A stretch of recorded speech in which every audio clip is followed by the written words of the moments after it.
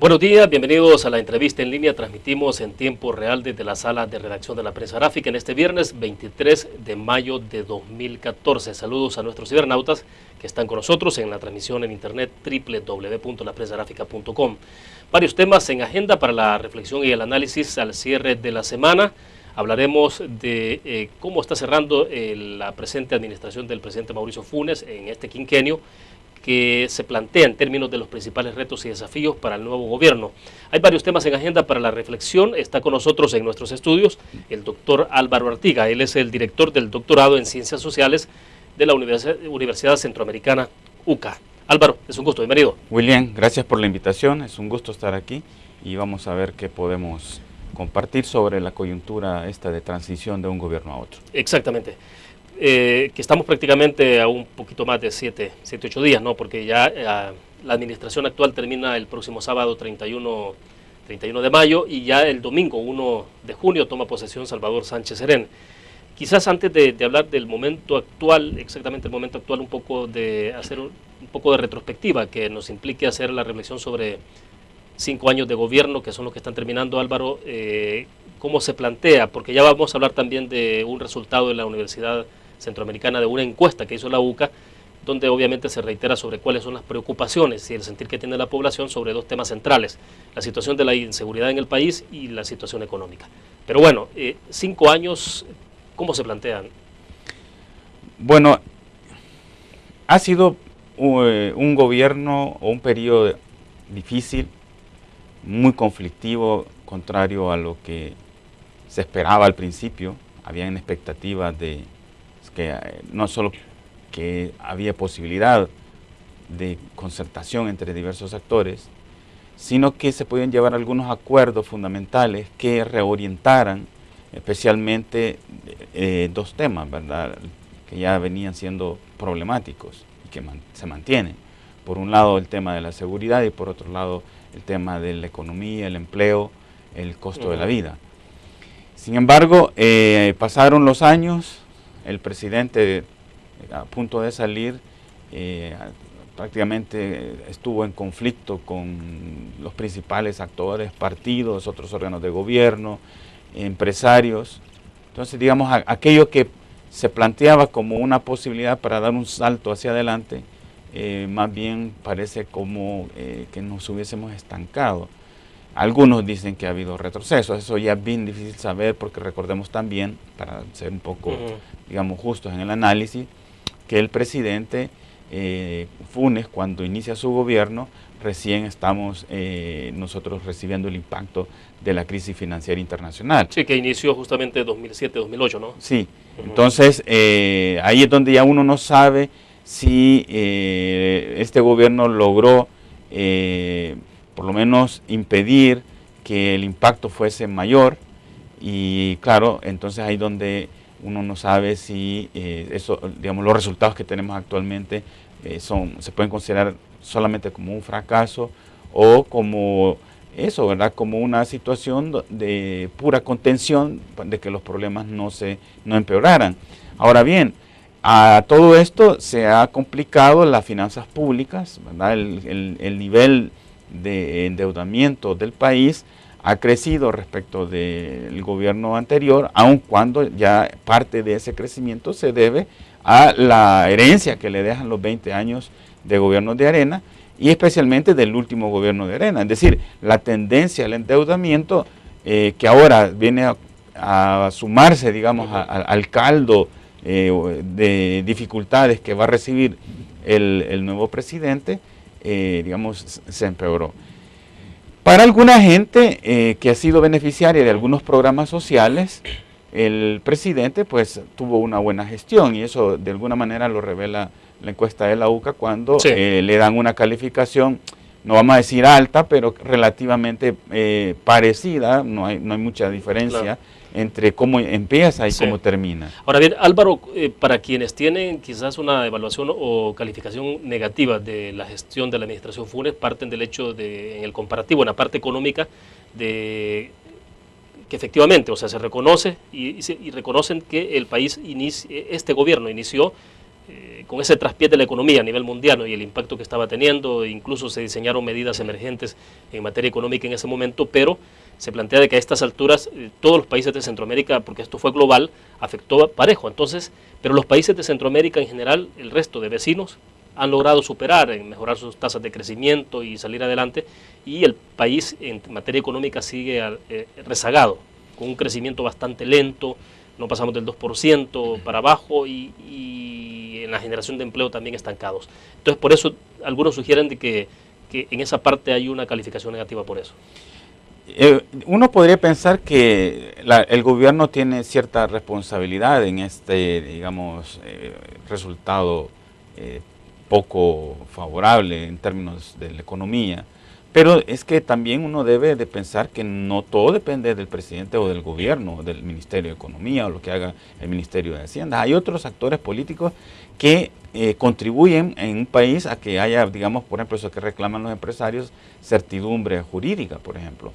Entonces ahí eso ya no es labor del presidente, sino que de la Asamblea Legislativa. Pero yo creo que también, además es curioso, ¿verdad?, que en los otros países haya algún nivel de crecimiento superior que en El Salvador, y resulta que también hay empresarios salvadoreños que están invirtiendo en esos países y no acá. Entonces hay un comportamiento, yo diría que eso es lo que no aparece en los otros países, solo en el caso de Nicaragua, que podríamos analizarlo separadamente, pero es que nuestro calendario electoral nos metió en una dinámica de expectativas respecto a la posibilidad de continuar el FMLN en el poder o que el FMLN sacara en 2012 una mayor cuota legislativa.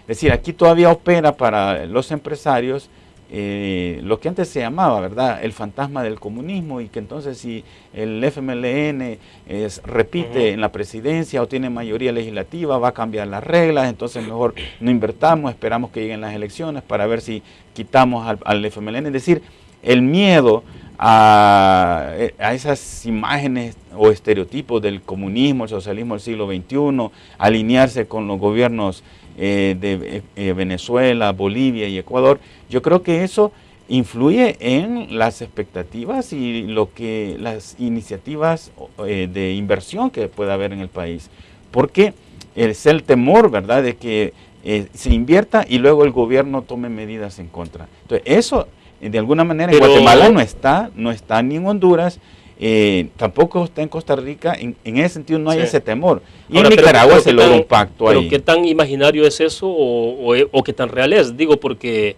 a veces cuesta creer también de que todos los empresarios puedan entender entonces de que en este país no hay que invertir por ese miedo, y de repente entonces tenemos en El Salvador, en la tabla a nivel de Centroamérica, que es el país que menos inversión extranjera directa ha recibido, ya no la inversión doméstica, digamos, que es la que estamos hablando hace unos minutos, sino la inversión extranjera. No, lo que pasa que, es lo que estaba tratando de decir, ¿verdad?, que ciertamente en los, digamos, los cálculos de inversionistas puede estar hasta, digamos, la temporalidad en la que van a retornar sus ganancias, ¿verdad? Entonces, ciertamente hay empresarios extranjeros que han invertido en el país, es decir, hay un fenómeno como de nuevas inversiones, pero otras que se van cerrando, empresas que salen del país, otras que llegan. Yo creo que comparativamente, ¿verdad?, sí influye este tema del temor, que puede ser infundado ciertamente, porque al final de cuentas, yo siempre he dicho, ¿verdad?, que en la correlación de fuerzas y gracias al sistema electoral que tenemos, eso de gracias, entre comillas, ¿verdad?, es una manera de decir, la causa, o hay una causalidad en el sistema electoral, un poder de veto a lo que pueden hacer gobiernos del FMLN, incluso el gobierno entrante, está en los partidos GANA y PCN. Es decir, que esos partidos en cierta forma representan una garantía para los empresarios que tienen este tipo de temores, porque sin los votos de esos partidos, el FMLN, ¿verdad?, podría ir más lejos. Lo estamos viendo en el debate actual por una reforma fiscal, ¿verdad?, que si no cuenta con los apoyos de esos partidos, esas reformas no avanzan. Entonces, de alguna manera, esos temores terminan siendo infundados, pero como la cosa funciona así, uno puede pensar que el cálculo es, no, mejor no invertimos porque no vaya a ser, ¿verdad? Que luego estos vengan con expropiaciones, digamos, pensando que aquí pudiera darse escenarios como en Bolivia o en Ecuador o en Venezuela, que repito, ¿verdad? Ese para mí es un cálculo errado que al final, pues sí nos afecta a todos, porque tenemos todos estos resultados en la gestión económica, ¿verdad? De poco dinamismo, algunos hablan de estancamiento, en fin, eso alimenta pues los otros problemas de los cuales pues, seguro más adelante hablamos, ¿verdad? Ahora bien, siguen empezando dos temas centrales que han empezado, hay que decirlo, en los 20 años atrás de administraciones del Partido Arena, pero sigue empezando, ya en 5 años de administración de Mauricio Funes con el FMLN, sigue estando ahí, sigue empezando, que es la situación económica de la que estamos hablando y el tema de inseguridad. ¿Qué es lo que pasa entonces? O sea, ¿por qué no se pueden ir observando algunos matices o cambios concretos? Yo creo que justamente estamos ante problemas o fenómenos en ámbitos de economía y de seguridad que están más allá, trascienden las capacidades gubernamentales, ¿verdad? Si antes hablamos el caso de un impacto de una crisis financiera internacional, tampoco sería necesario que hubiese una crisis financiera. Nosotros estamos atados a la economía de Estados Unidos por la vía de la moneda, y entonces si allá en Estados Unidos hay una subida a los intereses para los créditos, eso tiene un impacto directamente acá, hace más caro el dinero, ¿verdad? Entonces ahí hay cosas que salen del control del gobierno. En el ámbito de la seguridad, si bien es cierto, pueden tomarse medidas, y ahí está la discusión, por ejemplo, en torno de la tregua, ¿verdad? Lo cierto es que hubo una disminución importante en los homicidios diarios, si lo vemos lo que fue antes de la tregua y lo que está ocurriendo en este momento, claro, ¿verdad? Pero yo creo que la forma como se gestionó ese proceso fue errada, ¿verdad? En la medida en que el gobierno apareció como en dos líneas, ¿verdad? Por una parte, mostrándose como facilitador de una mediación y un acuerdo entre pandillas, pero por otra parte negando participación en eso, y cuando incluso el secretario de la OEA viene al país. Entonces, esa poca transparencia yo creo que impidió que ese proceso, que pues tenía algunas posibilidades de consolidarse, se echara al traste. Luego todas las demás medidas que se han ido probando, digamos, ya parece que ya no hay innovación, ya no hay creatividad, y estamos repitiendo lo que gobiernos anteriores hicieron. Mientras, ciertamente las pandillas han alcanzado mejores niveles de organización, ¿verdad? E incluso de toma de conciencia de la capacidad política que tienen, ¿verdad? Entonces, eso sí ya es nuevo, por decirlo así, resultado de esta gestión. Los grupos de maras o de pandillas, de alguna forma se han fortalecido, ¿verdad? Y tienen ahora capacidad incluso de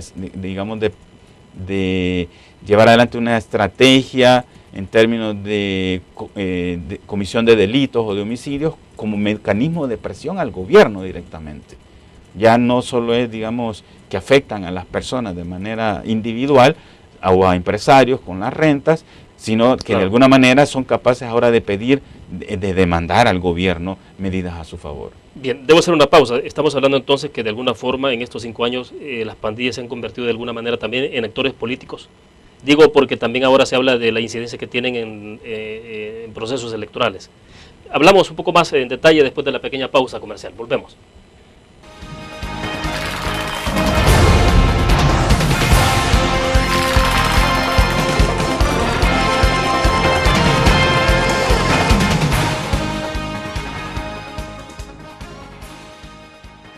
Ingresa gratis a un nuevo nivel de lectura. Desde tu computadora, busca en nuestra página web el link del kiosco LPG. Regístrate y listo. Escoge tu lectura.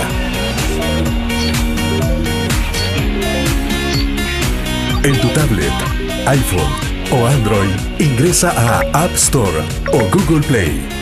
Busca kiosco LPG. Descarga la aplicación y disfruta de todas nuestras publicaciones digitales.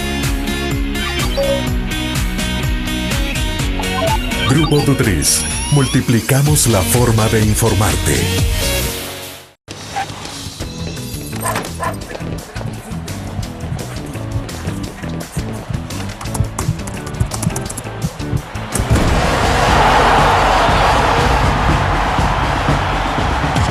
La pasión del deporte la vives también en elgráfico.com, el sitio deportivo más completo de El Salvador, con la información actualizada y resultados minuto a minuto de los partidos en juego. Elgráfico.com, conectados por deporte. Una nueva forma de vivir la información. GDA Live de Grupo Dutris. Ingresa a App Store o Google Play y descarga gratis la aplicación GDA Live.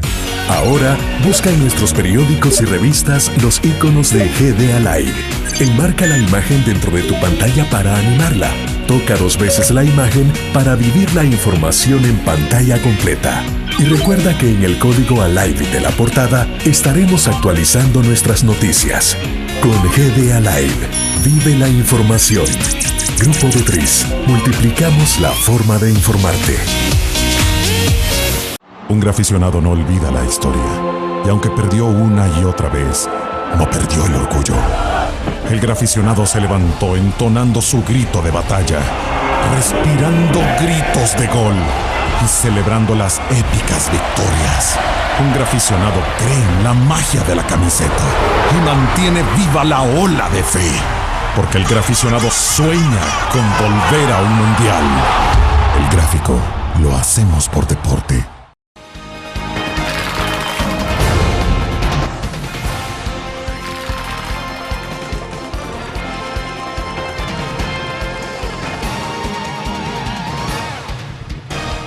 Esta mañana comparte con nosotros en nuestros estudios desde la sala de redacción de la prensa gráfica el doctor Álvaro Artiga. Él es el director del doctorado en Ciencias Sociales de la UCA.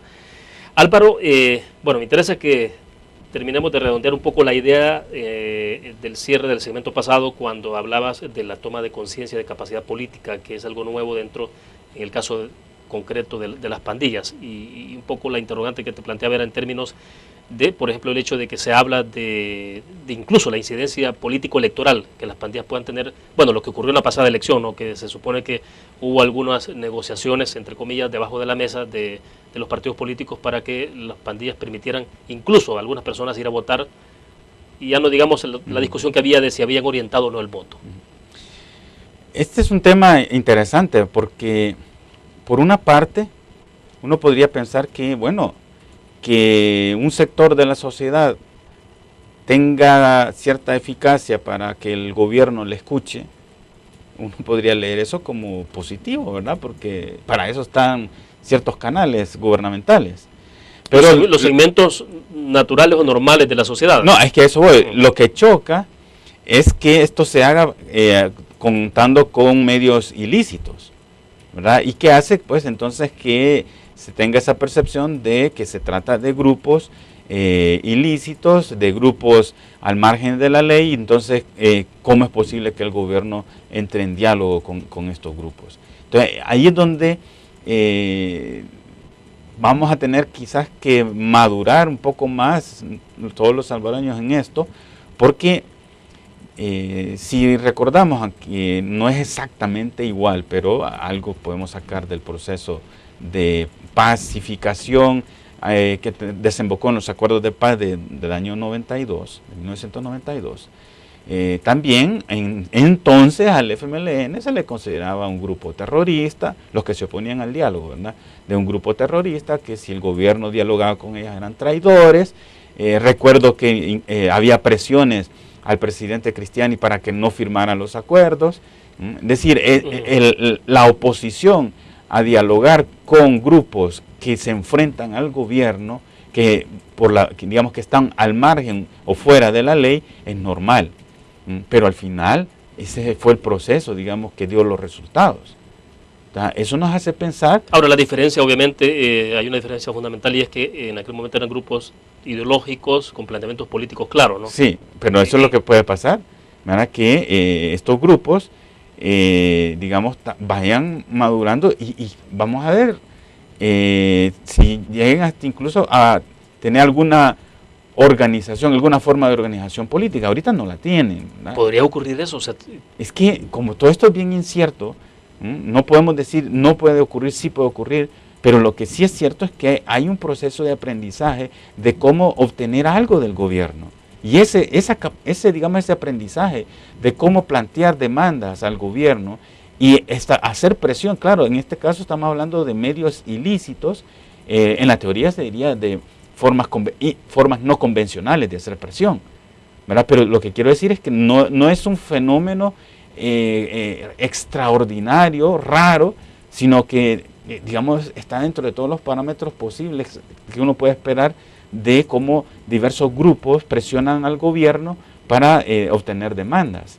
Entonces, ahí eso es lo que plantea, digamos, la dificultad de que no se trata solamente de algo que se puede resolver por la vía, digamos, de reformas a leyes o de endurecer penas, o que eso es un tema puramente de funcionamiento de las instituciones, dígase la policía, la fiscalía, ¿verdad? Todo eso tiene que ver, pero aquí estamos enfrentando, digamos, este fenómeno de organización consolidada, digamos, de estos grupos. Lo que pasa, vamos a decirlo así, hay otros grupos que no son tildados como mareros ni como pandillas, pero que también ejercen presión sobre el gobierno, ¿verdad? Hay otras formas que son, digamos, ilícitas, el caso del crimen organizado, el narcotráfico, claro, ¿verdad? Claro. Y ahí nadie está diciendo nada, y sin embargo saber si ya están más metidos que los mareros, ¿verdad? Entonces yo creo que el problema aquí es que así, con razón, porque lo que hacen ellos, digamos, violenta el principal derecho, ¿verdad?, de las personas, que es la vida. Con razón uno puede rechazarlos. Sí, no, y además, bueno, uno ve, ha ocurrido unos fenómenos interesantes, digo, como análisis, en Sudamérica, ¿no? El caso de Pablo Escobar, de cómo se movía en ciertos sectores o de regiones del país, o las inversiones sociales que hacía. Entonces, claro, la gente no es lo mismo cuando pueden ver a un posible lavador de dinero, narcotraficante, haciendo obras sociales, a lo que hacen las pandillas, ¿no? O sea, claro, porque todavía, vamos a decirlo así, ¿verdad?, no tenemos esos grandes capos, ¿verdad?, que dirigen pandillas. Lo nuestro es más como ligas menores, ¿verdad?, no digamos a ligas mayores en este fenómeno. Pero para los familiares de los pandilleros, este tema de la renta constituye una especie de sistema de seguridad social. Y entonces, claro, desmontar eso sin ofrecer una alternativa, ahí ya tenemos un problema, ¿verdad? Por eso es que se pueden reducir los homicidios, y yo recuerdo que los líderes de las pandillas que habían firmado la tregua, ellos decían, ¿verdad?, que estaban dispuestos a bajar el número de homicidios, pero no a dejar la renta. Y ahí es donde se entrampó ese asunto, porque, digamos, para poder sustituir la seguridad que supone el sistema de renta, el gobierno no tiene fondos. Y ahí es donde, digamos, por no ser transparente, no se lograba crear una coalición de un ámbito más social que encarara ese problema. Y ahí, para mí, ahí se estancó el asunto. Ahora bien, pero el tema de seguridad ha pasado por diferentes formas o enfoques de enfrentarlo. Mano dura, mano súper dura, mano de seda. Hoy entró el tema de la tregua entre pandillas y tampoco tiene resultados. Bueno, estamos cerrando prácticamente a las puertas de cerrar mayo con un promedio de 12 homicidios diarios. Es decir, que la tregua prácticamente desapareció, o sea, murió de inanición, no sé, pero la cuestión es que desapareció prácticamente ese esfuerzo. Entonces, al final, ¿qué es lo que nos está quedando? ¿Qué nos está dejando? O sea, y a eso nos va a llevar a que hablemos entonces, porque al final de cuentas son como retos, desafíos continuados para la presente y que serán para la futura administración. Pues es lo que te estaba planteando. Frente a ese fracaso de todas esas vías, digamos, que se han intentado para resolver este problema, lo que ha ocurrido al final es un nivel superior de organización de las pandillas que les da una mayor capacidad de influencia, de chantaje a las autoridades. ¿Verdad? Ya no estamos, por decir así, en el punto de hace 5 años o de hace 10, como para decir, bueno, intentemos otra como desde cero, ¿verdad? No, es que ahora, digamos, el nivel organizativo de las pandillas, el nivel de armamentismo que ha denunciado el ministro de Seguridad, ¿verdad? La capacidad de coordinar acciones que ahora tienen, antes no estaba, entonces ahora lo vuelven más complejo. Y yo estoy seguro que puede ser que no sea una cuestión pública, pero el diálogo directo entre autoridades y pandilleros siempre va a estar presente. De alguna forma, digamos, desde un enfoque de políticas públicas, eso va a sonar raro, ¿verdad? Es deseable, porque una política pública en materia de seguridad que busca cambiar el comportamiento, en este caso, de los mareros, debe tomar en cuenta el punto de vista de los mareros para ser exitosa. Eso en cualquier política, ¿verdad? Bueno, fue un poco lo que de alguna forma alguien señalaba cuando el ministro Perdomo, el ministro saliente Perdomo, hace un poco menos de un mes, ha sido un esfuerzo de reunión de diversos sectores para hablar del tema de pacificación, pero no estaban las pandillas ahí. Sí. O sea, entonces ya cuando se habló de la tregua entre las pandillas y como actores principales en el tema de la violencia, pues era casi como normal, ¿no?, que estuvieran las pandillas ahí, y extraño que no estuvieran en ese esfuerzo que hizo el ministro Perdomo. Lo que pasa es que en el caso del ministro Perdomo, bueno, yo tengo mis dudas respecto a lo de real que tengan todas esas declaraciones, ¿verdad? Recordemos que en otro tema él decía, estamos a pocas horas de capturar a Francisco Flores. Respecto de las pandillas también decía de que ya sabemos dónde están entrenando, ¿verdad? Y no ves nada, ¿verdad? Entonces más parece como una serie de declaraciones en un final de gobierno para mantener, digamos, la atención en eso, como que parezca exitoso, y cubrir otros fracasos del gobierno que está terminando funciones. Yo creo que definitivamente puede no darse de manera pública por las reacciones contrarias que tiene un proceso de diálogo directo, ¿verdad? Puede que haya un tiempo donde se estén desarrollando conversaciones y digamos, nadie se entere hasta que haya alguna manera, digamos, más sólida y entonces comience a hacerse público. Esa posibilidad no la excluiría. Álvaro, sin que eso implique el sometimiento del poder que tiene el Estado, de la institucionalidad, porque todo el temor alrededor de esto siempre está en el sometimiento que finalmente estas estructuras pueden lograr sobre el Estado, sí, pero sobre el gobierno. Vamos a ver, hay muchos territorios en el país donde el Estado está afuera. Claro. Entonces, ¿de qué sometimiento estamos hablando? Es decir, aquí hay un juego de imágenes respecto a la capacidad del gobierno. Y entonces, claro, un gobierno capaz que se somete a los reclamos de los pandilleros, uno los podría rechazar, ¿verdad? Pero el problema es que la seguridad se le ha ido del control de las manos al gobierno. Ese es el dato real. Y hay muchas zonas en donde la autoridad prácticamente son pandilleros. Ellos deciden quiénes entran, quiénes no entran, cuánto cono. O sea, lo de la renta, la capacidad, digamos, como dicen algunos, ¿verdad?, de cobrar la renta es mayor en los mareros que en el gobierno, ¿verdad? Porque se juega con este tema de si uno no les da lo que están pidiendo, peligra tu vida, ¿verdad? Y eso, digamos, hay zonas donde no llegan las cámaras, donde los periodistas no llegan y que la gente lo está viviendo. Están abandonando sus casas por el temor a que les quiten la vida. O sea, hay un poder real. Hay un poder real. Entonces, ¿qué te queda como gobierno? Reconocer eso. Ahora, el problema es la vía, ¿verdad? Y digamos, ahí hay todo un trabajo de creación de una red de apoyo al gobierno a nivel social, ¿verdad? Para cuando, digamos, esto empiece a caminar, digamos, en una nueva fase de diálogo con las pandillas. Bien, debo hacer otra pausa comercial. Cuando regresemos, entonces hablamos economía y seguridad, los dos temas que estarán presentes para la administración de Salvador Sánchez Serén. Y son temas que no vienen de 5 años, vienen de 20, ahora serían 25 años si le quiere llamar así, y continuamos con lo mismo. Bueno, hablamos del tema porque también tenemos que hablar de la transición, específicamente en la parte que tiene que ver de conformación de gabinete y en rumbo a las elecciones de 2015. Volvemos.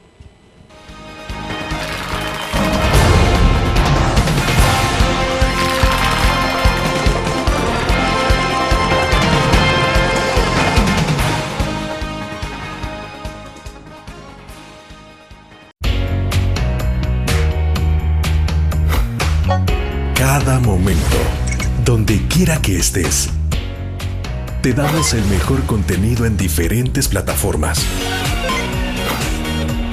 para que tú escojas el medio para informarte. Y ahora con Grupo Dutriza Live, la nueva aplicación digital. Vive la información como una nueva experiencia. Multiplicamos la forma de informarte. Grupo Dutriz. Un graficionado no olvida la historia, y aunque perdió una y otra vez, no perdió el orgullo. El graficionado se levantó entonando su grito de batalla, respirando gritos de gol y celebrando las épicas victorias. Un graficionado cree en la magia de la camiseta y mantiene viva la ola de fe, porque el graficionado sueña con volver a un mundial. El gráfico lo hacemos por deporte. Ingresa gratis a un nuevo nivel de lectura. Desde tu computadora, busca en nuestra página web el link del kiosco LPG. Regístrate y listo. Escoge tu lectura.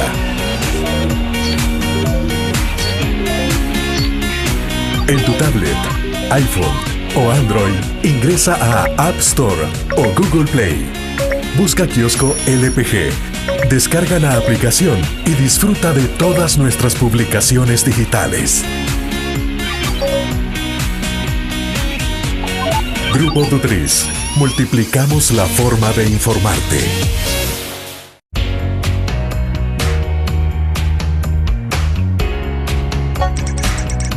Cada momento, donde quiera que estés, te damos el mejor contenido en diferentes plataformas para que tú escojas el medio para informarte. Y ahora con Grupo Dutriza Live, la nueva aplicación digital. Vive la información como una nueva experiencia en tu periódico. Multiplicamos la forma de informarte. Grupo Dutriz.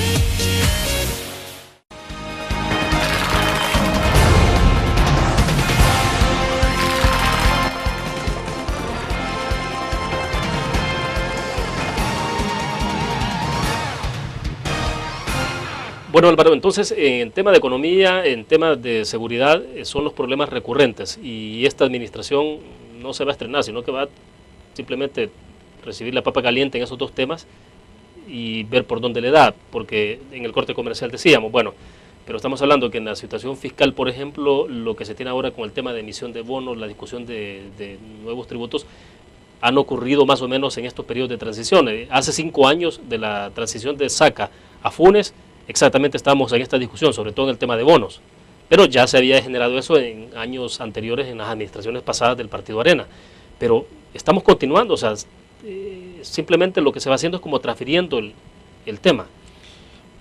Bueno, hay una cosa que hay que recordar. Cuando llega el presidente Funes, una de las primeras cosas que empezó a decir es que el gobierno anterior le había dejado prácticamente en quiebra todo el aparato gubernamental, y que entonces eso es lo que hoy estarían tratando de evitar, ¿verdad? Hay ese matiz, no es exactamente que en el último momento se están aprobando reformas, ¿verdad? Cuando llega Funes, esa es una de las cosas, nos han dejado el gobierno quebrado, sin dinero y no sé qué, y hacia el final del año se produce el primer intento de reforma fiscal que no prosperó, ¿verdad? Es cierto que uno de los temas entonces era lo del pacto fiscal, ¿verdad? De hecho, el todavía secretario técnico de la presidencia era una de sus banderas, ¿verdad? Porque él venía de una experiencia también de pacto fiscal en Guatemala y donde él había participado en esa formulación. Ahora estamos en una situación, yo diría, más complicada, porque además de los problemas en el ámbito económico, en donde intervienen los empresarios, ¿verdad? Ahí, digamos, el gobierno tiene que facilitar condiciones, pero los inversores son empresarios grandes, medianos, pequeños, etc. Tenemos el tema de seguridad, donde se ha complicado, no solo porque estamos prácticamente en los mismos niveles de homicidios de hace 5 años, ¿verdad? Pero con una mayor organización y conciencia de su propio poder por parte de las pandillas. A esos dos problemas que, digamos, ahora son más graves que hace 5 años, se agrega el problema de las finanzas públicas. Digamos, en materia económica, de empleo, crecimiento y en materia de seguridad, son problemas que afectan directamente a las personas. Y por eso son los que salen como los principales en las encuestas. En cambio, lo de las finanzas públicas no le afecta directamente a las personas. Pero es el principal problema para el gobierno, porque si no tiene fondos, ¿verdad? No tiene fondos para pagar a los proveedores, no tiene fondos para pagar todos los servicios que presta, que recibe, ¿verdad? Energía, agua, etcétera, y no tiene dinero para pagar salarios. Entonces, ese es el peor escenario que puede tener un gobierno. Ahora, eventualmente al gobierno entrante se le hace difícil decir, estamos recibiendo un gobierno en finanzas públicas quebrado, o sea, porque es, de alguna manera, es su administración. Sí, pero es interesante, lo decíamos en el primer segmento, ¿verdad? Digamos, haciendo un balance de la gestión del presidente Funes.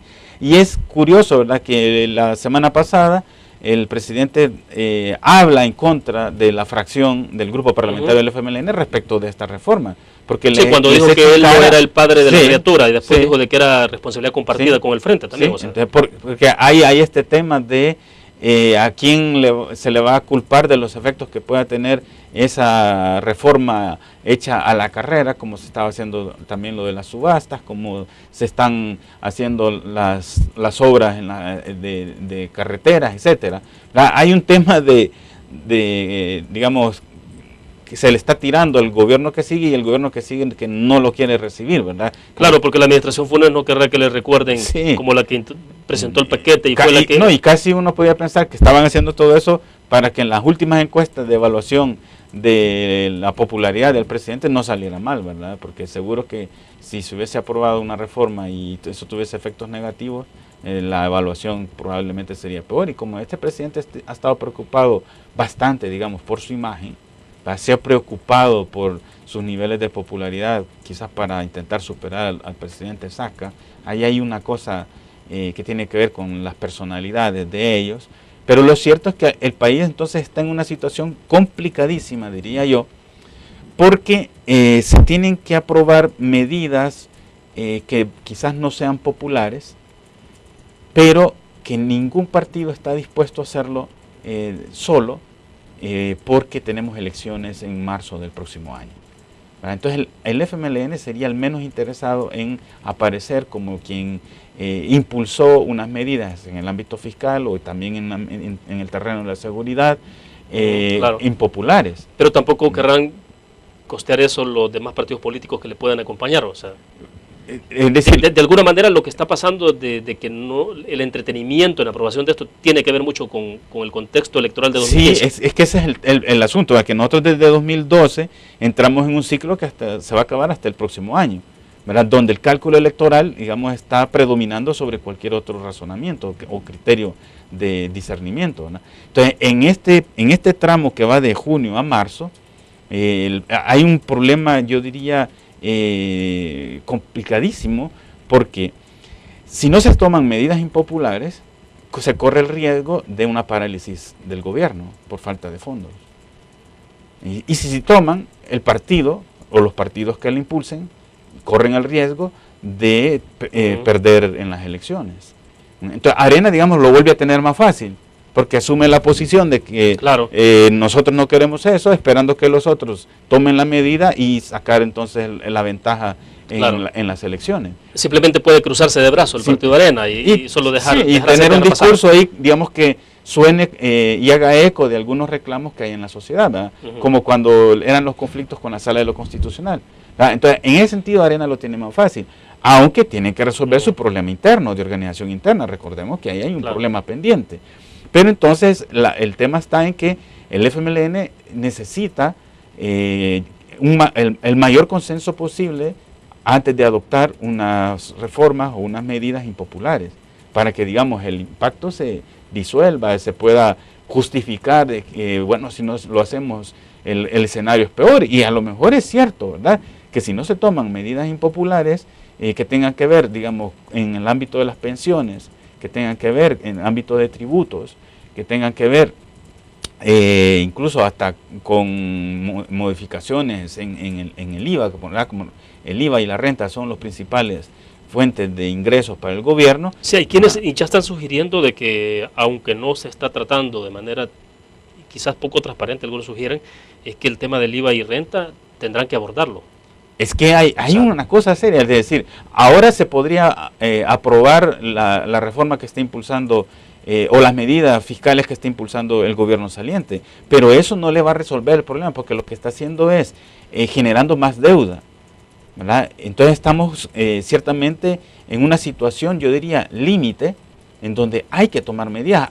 A eso se une la otra de la que no se habla, ¿verdad? El tema de la sostenibilidad de la dolarización, ¿verdad? O sea, la situación fiscal del país está llegando a un límite que no nos permite incluso ni siquiera pensar que podemos pasar hasta las siguientes elecciones de 2018. Claro. Yo creo que el periodo que va de 2015 a 2018, donde no hay elecciones, ¿verdad? Y especialmente los primeros meses después de 2015, van a ser, digamos, el tiempo en donde se tienen que tomar esas medidas. Si logramos llegar, es que esa es la gran incógnita, de si logramos llegar,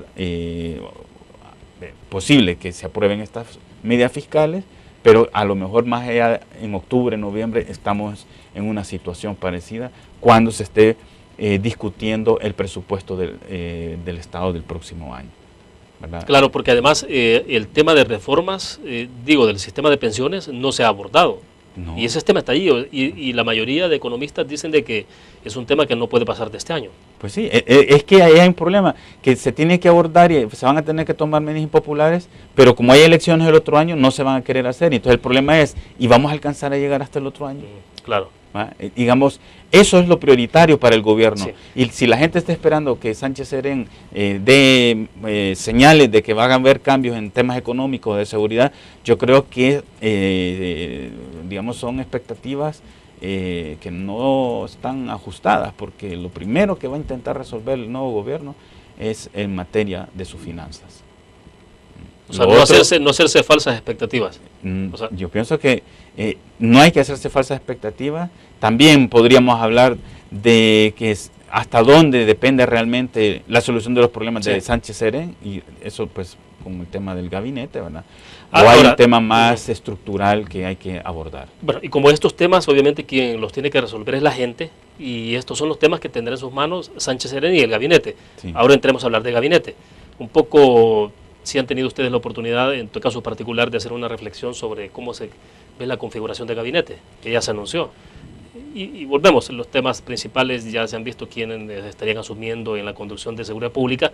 El diputado Benito Lara, ¿no? Diputado del FMLN, en el tema económico que está Tarsis Salomón López, que es un economista o empresario que de alguna forma estuvo relacionado con la ASI, vicepresidente de la ASI en el pasado, pero que ahí también está Luz Estrella Rodríguez, que en el pasado representó Alba Petróleos, ¿ya? Incluso Merlin Barrera, ¿no? Que elaboró el plan del Movimiento Unidad. Sí. Vaya, la integración de un gabinete, al final de cuentas, también es resultado de negociaciones entre diversos grupos que tienen alguna capacidad de influencia en el gobierno. No es la pura decisión en este caso, del nuevo presidente Sánchez Serén, ¿verdad? Él, digamos, se hace aparecer como que es su voluntad, pero en realidad las cosas ocurren porque, digamos, en campañas, grupos comprometieron recursos para la campaña, se hicieron negociaciones para lograr el resultado, el triunfo electoral, y ahora pues hay que cobrar eso, ¿verdad? Y eso lo están cobrando los diversos grupos que participaron en la campaña del FMLN.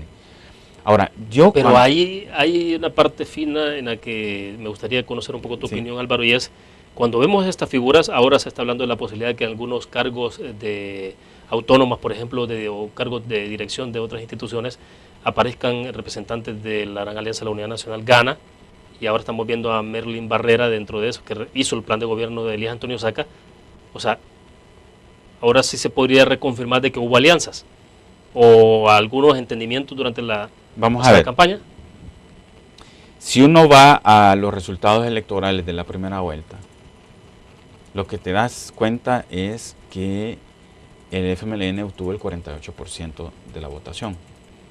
Claro. El resto, o sea, el 52 o un poquito menos por las fracciones, estaba en los partidos de derecha. O sea, si el escenario hubiese sido como en 2009, que solo compitieron FMLN y Arena, lo más probable hubiese sido que Arena ganara las elecciones. De hecho, la segunda vuelta, el margen cerrado te muestra que la inmensa mayoría de votantes de la primera vuelta, por Gana, por Unidad y por los otros dos partidos pequeñitos, terminaron dando su voto a Arena. Entonces, la conclusión que uno saca de eso es que efectivamente el fenómeno de unidad, el partido Gana y el liderazgo de Tony Saca le causaron ese problema a Arena. Entonces lo que te puedes preguntar es si esa participación no fue, vamos a decirlo así, entre comillas, negociada. ¿No? O sea, que Tony Saca entrara a la participación justamente para dividir a la derecha. Sí. Claro. ¿No? Es decir, lo ves con los números, pero lo ves si tomas en cuenta que esos partidos han estado en alianza permanente con el FMLN en la Asamblea Legislativa, sí. que eso ha sido como lo concreto, pero sí. Ahora en lo concreto en el Ejecutivo ya se ve con nombre y apellido. Ahora empezamos a ver, digamos, lo que te lleva a decir, esto parece que hubo una negociación antes, ¿verdad? Entonces, digamos, hay esos indicios. Yo no puedo decirte así contundentemente que aquello se dio. Sí, pero no es por casualidad que ciertas figuras aparecen en este gabinete. Digamos que en política no hay casualidad. Claro. Si se están dando estos fenómenos, es que allí hay algo, puede haber negociaciones, porque uno podría pensar, bueno, ¿y por qué? Si en otras carteras se ha puesto gente, digamos, reconocida del FMLN, ¿por qué en otras se está poniendo gente que viene de otros lados? ¿Verdad? Eso es señal de apertura. Claro, una cosa es cómo se procesa socialmente el asunto. Pero lo cierto es que los grupos que participan en la campaña luego cobran, ¿verdad? Y eso es lo que podría estar ocurriendo en este momento. Ahora, a mí lo que en todo caso me interesaría señalar es que cuando se ponen las expectativas respecto de quiénes son los futuros ministros, cuál es el gabinete, los directores de las autónomas, etcétera, yo creo que reducimos el fenómeno de lo que es el gobierno a los atributos de las personas, ¿verdad? Olvidándonos que el gobierno es un fenómeno organizacional. Digamos, algunos definen el gobierno como una organización de organizaciones. Y las organizaciones tienen tendencias a crecer, tienen tendencias a controlar recursos, y cuando tenemos en una misma organización, que sería el gobierno, varias organizaciones, entonces aparece el problema de la cooperación interinstitucional. Y ahí entonces ya esas cosas ya no dependen del presidente. Claro. Temas de materia de seguridad no dependen ni siquiera solamente del ministro de Seguridad, porque hay otros titulares, hay otras partes de otras organizaciones que entran en ese tema, y entonces hay un fenómeno de cooperación interinstitucional, y entonces, digamos, hay que atender a la estructura de la organización que se le da a determinada política, más que a quién es el que la dirige. Perfecto. Debo hacer la última pausa comercial. Volvemos después de nuestros anunciantes.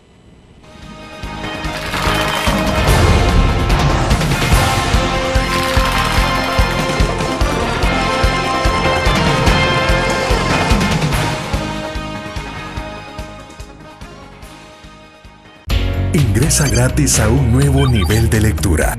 Desde tu computadora, busca en nuestra página web el link del kiosco LPG. Regístrate y listo. Escoge tu lectura.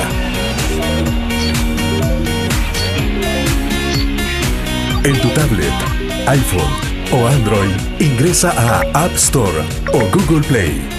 Busca kiosco LPG. Descarga la aplicación y disfruta de todas nuestras publicaciones digitales. Grupo Dutriz, multiplicamos la forma de informarte.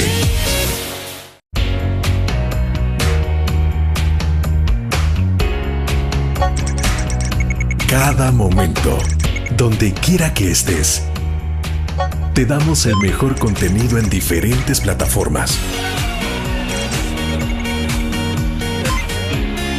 Para que tú escojas el medio para informarte. Y ahora con Grupo Dutriza Live, la nueva aplicación digital.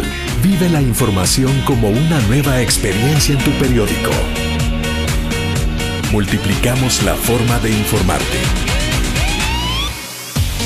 Grupo Dutriz.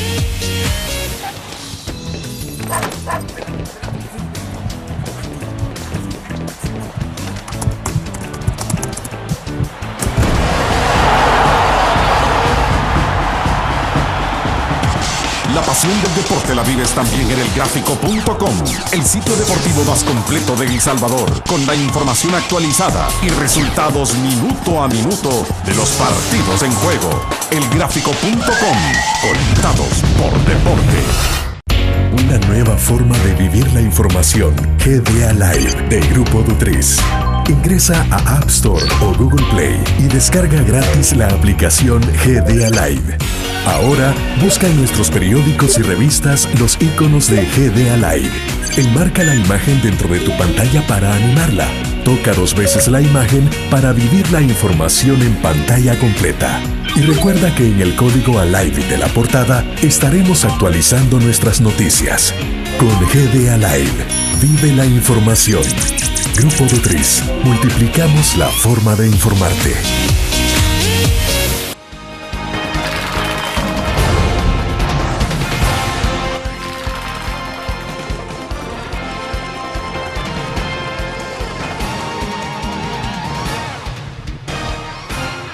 Bien, estamos al cierre de la entrevista en línea. Álvaro, entonces, visto esto, todo está amarrado en perspectiva para 2015.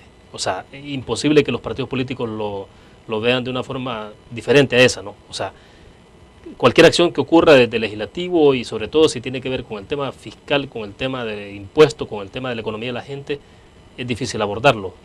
O sea, ¿cómo se plantea el tema de gobernabilidad en estas condiciones? Digamos, hay demandas que son importantes, prioritarias para la ciudadanía, que tienen que ver con el empleo, que tienen que ver con la seguridad de sus vidas, ¿verdad?, de sus bienes. Para los empresarios el tema de la renta que les cobran las pandillas.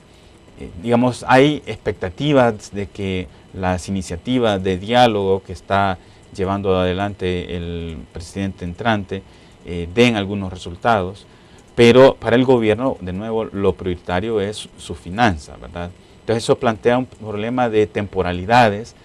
El gobierno no puede adoptar medidas en todo al mismo tiempo, sino que va a tener que establecer prioridades. Y la prioridad para el gobierno va a ser el tema de sus finanzas, y de ahí la urgencia que están mostrando el partido FMLN para que se aprueben las medidas allí en la Asamblea Legislativa. Vamos a ver si la próxima semana, que prácticamente sería la última plenaria antes de la toma de posesión. Pueden tener hasta el 31 de mayo, es decir, ellos pueden mantener perfectamente abierta la sesión plenaria. Pero es la última plenaria. Lo que hacen para es la eso, administración, ¿verdad? Exactamente. Sí, ¿verdad? Yo me imagino que van a intentar aprobarlo todo ahí, pero eso no significa que ya el domingo ya el gobierno ya tiene los fondos, ¿verdad? Digamos, estos son expectativas de que más adelante, allá por octubre, lo dijo el ministro de Hacienda, empiece a tenerse, digamos, ya los fondos que se deriven de los impuestos nuevos que están promoviendo.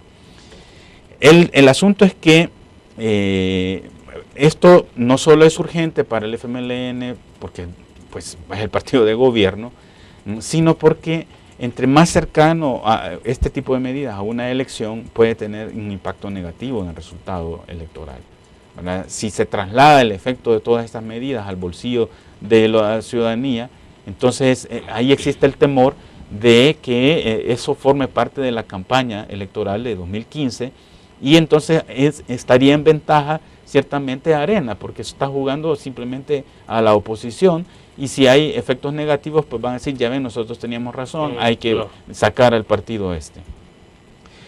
De ahí en adelante vienen 3 años donde no hay elecciones, ¿verdad? Eso plantea para cualquier gobierno la oportunidad para adoptar medidas más duras todavía. O sea que si hoy se aprueban estas medidas, casi es de esperar que más adelante estemos todavía con unas más fuertes, porque estas solamente son prácticamente para terminar el año, por decirlo así, ¿no? Pero el gobierno tiene que seguir operando y entonces va a requerir otra vez de otras medidas en materia fiscal. Pero las elecciones están formando como esa barrera. Solo quiero hacer una comparación de la coyuntura esta en la que estamos con la que vivió curiosamente Francisco Flores cuando es electo en 1999, ¿verdad? Él es electo en 1999 y había elecciones de diputados en 2000. ¿Ya? Es el mismo escenario. Sí, sí. Y bueno, Arena gana las elecciones, después Arena tiene un resultado en las elecciones legislativas de 2000 y en 2001 Flores le da iniciativa a la Ley de Integración Monetaria. Entonces, es curioso que hoy estemos en una situación muy parecida, y entonces uno puede esperar, o en este pequeño periodo, pero lo más pronto, y por eso digo yo que a lo mejor sí van a aprobar estas medidas en la última plenaria para que, digamos, no aparezca como responsable el nuevo presidente, pero después de las elecciones de marzo se van a buscar otras medidas más fuertes. Yo creo que ahí sí van a ver el tema de las pensiones, el tema del IVA y a lo mejor otra vez el tema del impuesto sobre la renta, ¿va? Con aquello de que los primeros 6 meses son como los donde hay que tomar esas medidas, porque después de esos meses, pues la gente se olvida, cuando sean las elecciones de 2018 ya nadie se acuerda, ¿va? Entonces, lo que es materia económica y materia de seguridad va a estar como en un stand-by, pero no lo pueden dejar así, y lo que va a hacerse es eso, ¿verdad? Formar mesas, crear espacios para que la gente ahí se esté entreteniendo, ¿verdad? Creyendo que el gobierno tiene realmente la intención de resolver las cosas. Puede ser que le tenga la intención, pero no tiene las condiciones en este momento. Claro. ¿Ah? Ahora bien, todos los partidos políticos estarán ya trabajando, y están trabajando obviamente en configuración de candidaturas, ¿no? Para 2015, sí. O sea, trabajando todo el mundo con los perfiles de algunos han dicho que en agosto ya tendrían las candidaturas. En agosto. Ahora, no tendremos voto cruzado para 2015, ¿no? No habrá la posibilidad de que la gente vote el candidato que más le gusta, le atrae, ya sea del FMLN, Arena, PCN, PDC, etcétera. O sea, no se ve por dónde. No, digamos, lo nuevo de las elecciones de 2015 más bien está en el ámbito municipal. Porque entonces hay una nueva elección de las autoridades, ya no por la lista completa que presenta un partido, sino que se va a repartir en función de los votos, ¿verdad? La mitad va para el partido que obtiene más votos y la otra mitad del consejo se va a repartir según la proporcionalidad. Si no hay una reforma, transitoria, pero digamos, y además aquí hay que decirlo, porque hay que ir previniendo los problemas que puedan haber en el escrutinio de eso, siendo que en la última elección, la de este año, la segunda vuelta, el punto que se criticó fue el tema del escrutinio, ¿verdad? Ya sabemos también que el escrutinio de las elecciones de 2012 no se llevó hasta el final porque en algunos lugares las actas estaban mal llenadas, ¿verdad? Y entonces ahí hay un problema de capacidad institucional de la autoridad electoral que ahora se va a ver agravado porque vamos a tener un tribunal novato en organizar elecciones, ¿ya? Hay una sentencia pendiente de la sala respecto a al nombramiento del magistrado presidente del tribunal. Si declara inconstitucional ese nombramiento, el efecto va a ser que ningún magistrado va a poder tener afiliación partidista, con lo cual estamos eliminando prácticamente a estos para que se reeligieran. Claro. Entonces ahí ya tenemos un escenario de unos magistrados, y si no se repiten los 2 de la Corte, totalmente novato en organización de elecciones. Y ese escenario es bien complicado, ¿verdad? Entonces, a lo complicado de lo fiscal, de lo económico, de la materia de seguridad, marzo le está agregando esta complicación en la gestión en la gestión electoral, ¿verdad? Entonces, yo creo que tenemos que ir viendo entre todos qué hacemos para que ese resultado que vamos a tener en 2015 sea lo más transparente y no hayan estas posibilidades de cuestionamientos. Si no, eso va a complicar el escenario para cualquier otra política. Bueno, perfecto, se nos fue el tiempo, sin duda alguna seguiremos hablando más adelante. La próxima invitación sin duda será cuando ya quizás cuando haya tomado ya las primeras medidas Salvador Sánchez Serén, y ya tendremos claro el contexto de si hubo o no aprobación de paquete de reformas. Platicaremos más adelante entonces, Álvaro. William, gracias, gracias. Bien, terminamos de esta manera la entrevista en línea. Gracias a ustedes que nos acompañaron. Nos vemos mañana, más bien, el próximo lunes a las 6:45 de la mañana con el noticiero de la prensa gráfica. A las 7 en punto la entrevista en línea. Nelson Guardado, diputado del Partido de la Gran Alianza por la Unidad Nacional, estará con nosotros, justamente hablando de los temas de los que de alguna manera hemos analizado este día. Gracias por su fiel sintonía. Que descansen el fin de semana.